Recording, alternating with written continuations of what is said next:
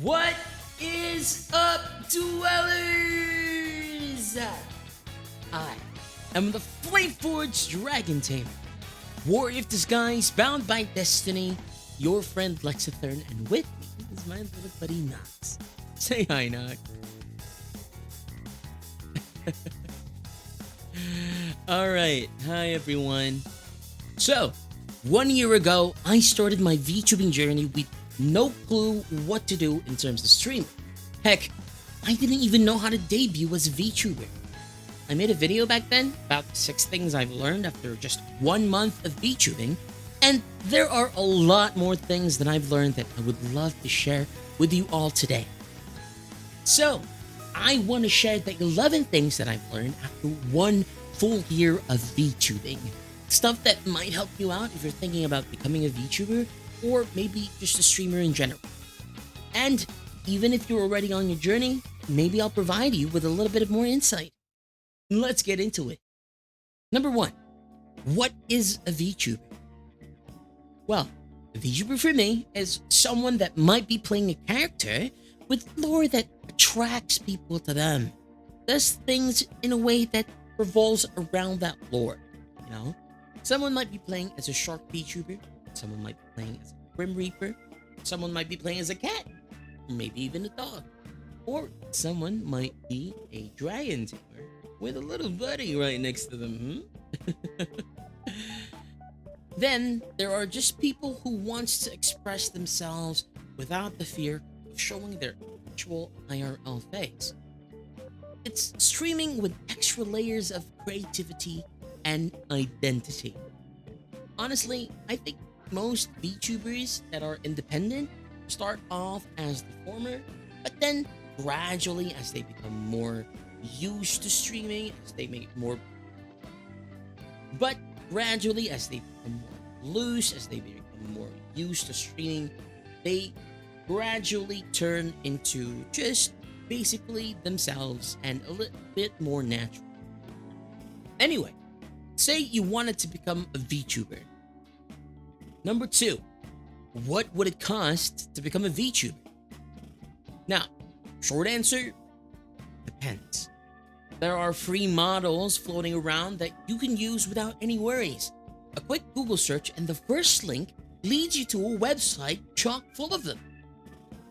Just make sure that the terms and conditions of the free model allow you to actually use it. Sometimes it can get really messy. Just make sure. Then there are monetized options.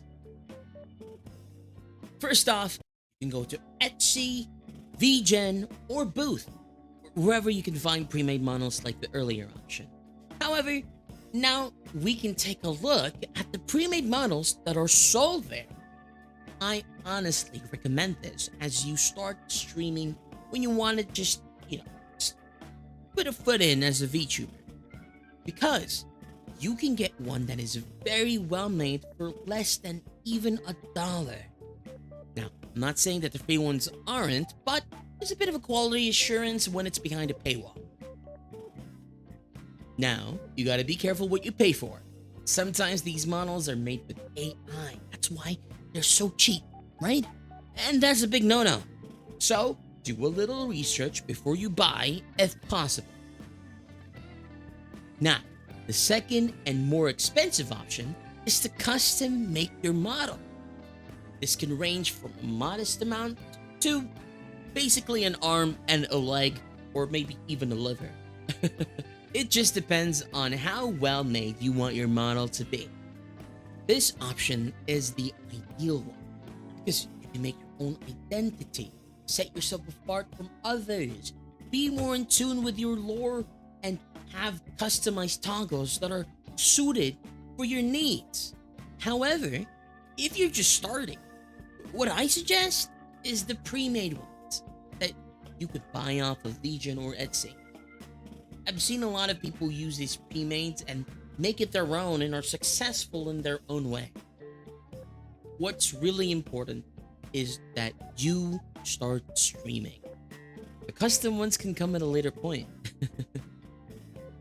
Also, 3D options are a thing.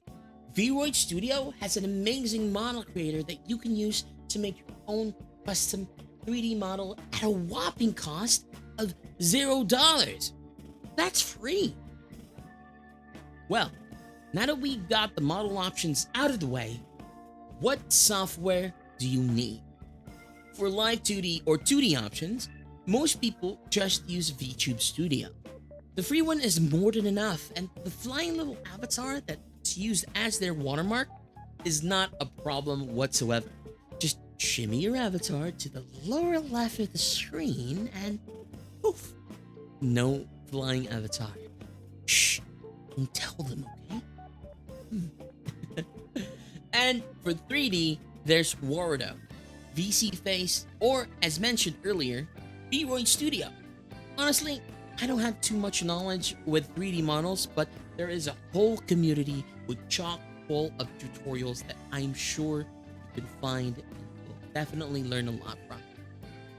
Now, there's also a third option of PNG tubing that I've not really mentioned yet. This is set up with either Discord reactives or an image reactive plugin in OBS. There's also a third option of PNG Tuber Plus, which I think gives you a little bit more options. Now that we're done with software, we gotta talk about the hardware. You don't need the latest graphics card or the best rig to start off right away, but a decent GPU and CPU will make tracking even smoother. And for 3D, you'll definitely need a bit of power. I myself started off with an old 1650. Bought that from an old friend of mine that died. And it died in the first couple of months when I started streaming. I had to stream with built-in graphics and had to swap to an image reactive. Sometimes it's just about how you work around with what you've got. Don't forget a webcam or an iPhone for tracking, plus a mic. I myself use a webcam because I can't afford an iPhone. And you can definitely use headset mic. A friend told me that they put a tissue wrap on it to act as sort of like a pop filter. Huh, cool. So, you've got a model, either a 2D, 3D, or a PNG. What now? Before you start to do your first stream, I highly suggest hyping yourself up in the socials. This was the one thing I regret not doing because I literally did not know anything about VTubing whatsoever.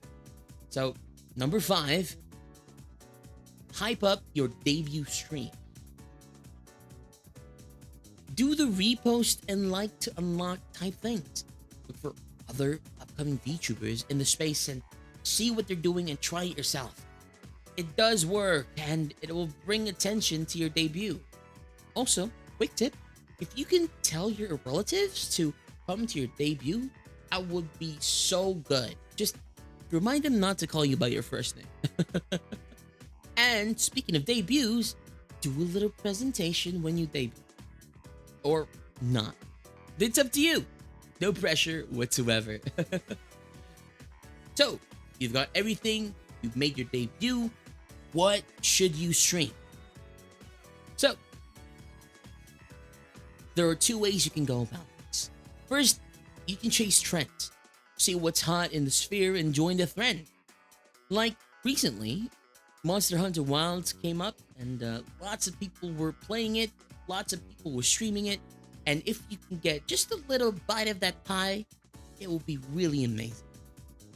It's good because you might get traction from people that are watching the big streamers that are on your category, but you might not enjoy what's on trend right now, and that might affect how you present yourself to your audience. Which kind of leads me to my second point, and what I prefer. Stream what you enjoy. Whether it's gaming, chatting, art, or singing. Streaming things that you find fun keeps the experience of your stream enjoyable, and your viewers will definitely feel that. Don't stress too much about chasing trends. Try different things and see what sticks.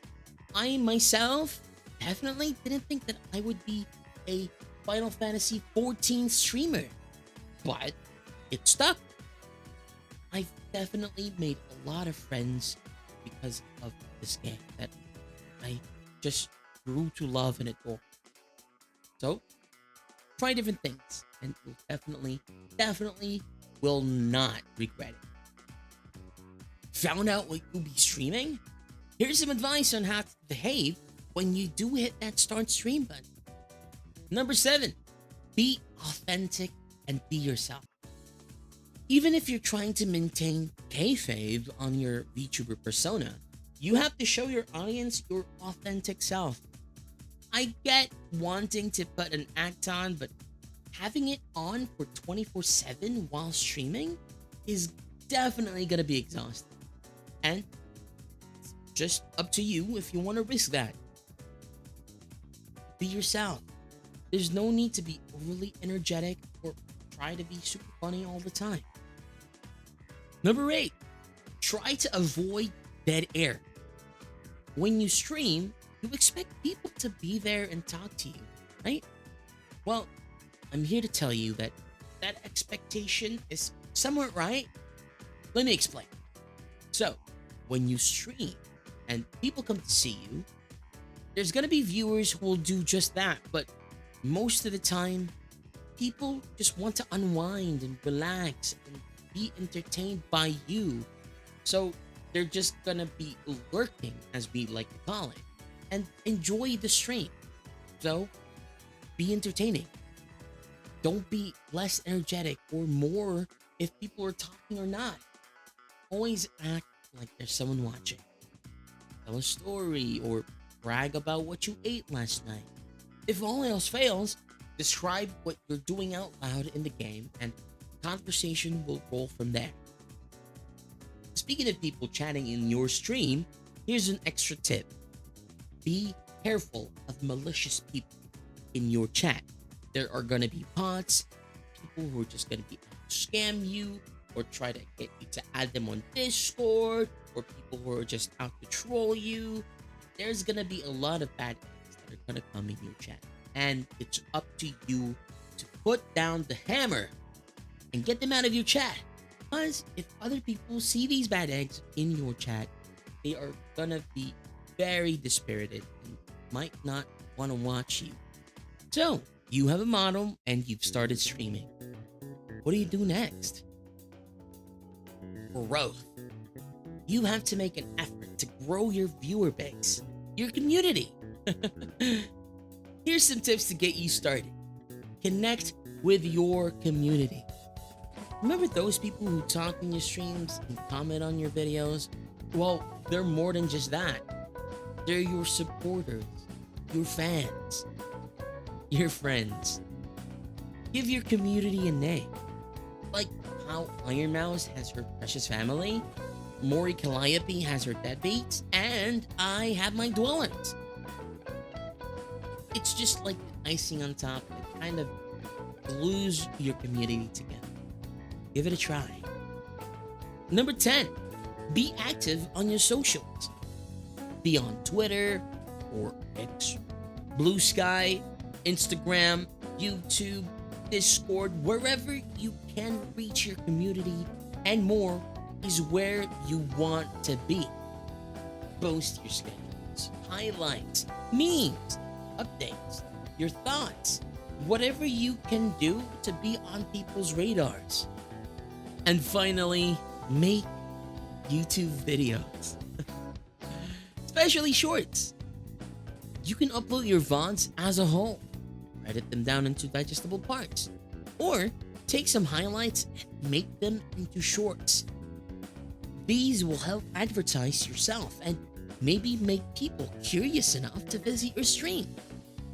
I definitely recommend doing shorts because nowadays I think shorts is where it's at. That's it. That's 11 things I learned from a year of VTubing. It's been a wild ride, full of challenges, surprises, and to anyone watching who's just starting or just thinking about jumping in, know that it's okay to grow slowly and learn as you go. It's okay to not have everything can figure out on day one. And hey, if you want me to go into more detail of any of the things I just talked about, let me know in the comments, and I'd love to do deeper dives if it helps you out. Thank you so much for watching. If you found this video helpful, don't forget to leave a like. And if you're new here, hit that subscribe button. And also, don't forget to click the bell, because it gives you notifications for when I post new videos. Also, I stream every day from Wednesdays to Sundays, maybe even Mondays or Tuesdays too. Tell anyone. I usually stream at around 7 p.m. GMT plus 8. So if you're interested in what I stream or what I do, please come and hang out, and it's gonna be so fun. Thank you so much for watching the video. I have been Lexathern, and this is my little buddy Nuts. We'll see you next time.